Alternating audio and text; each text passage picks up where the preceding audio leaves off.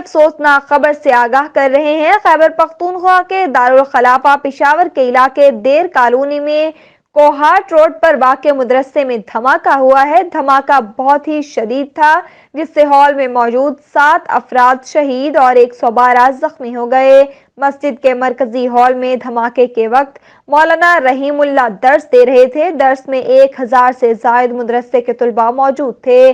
Police حکام کے مطابق دھماکہ ایک بیگ میں موجود ٹائم ڈیوائس کے ذریعے کیا گیا۔ یعنی شاہدین کے مطابق دھماکے سے قبل ایک مشکوک شخص مسجد کے ہال میں داخل ہوا تھا جس کے پاس ایک بیگ تھا جو اس نے ہال میں طلباء کے درمیان رکھ دیا۔ دھماکے سے مسجد کے ہال میں گڑا پڑ گیا جبکہ چھت اور دیواروں کو بھی نقصان پہنچا۔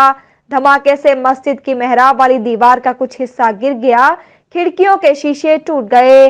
پولیس، سیکیورٹی فورسز اور ریسکیو ٹیموں نے دھماکے کے مقام پر پہنچ کر امدادی کام انجام دیے۔ زخمیوں اور لاشوں کو ہسپتال منتقل کیا گیا۔ لیڈی ریڈنگ ہسپتال پشاور کے حکام نے 70 زخمیوں کو ہسپتال منتقل کرنے کی بھی تصدیق کی ہے جن میں سے 40 بچے ہیں۔ آئی جی خیبر پختونخوا ثناء اللہ عباسی نے دھماکے میں 4 افراد کے شہید ہونے کی تصدیق کی ہے۔ ان کا کہنا ہے کہ دہشت گردی سے متعلق عمومی تھریٹ الرٹ تھا۔ دھماکے کی نوعیت کے بارے میں ابھی تفتیش جاری ہے۔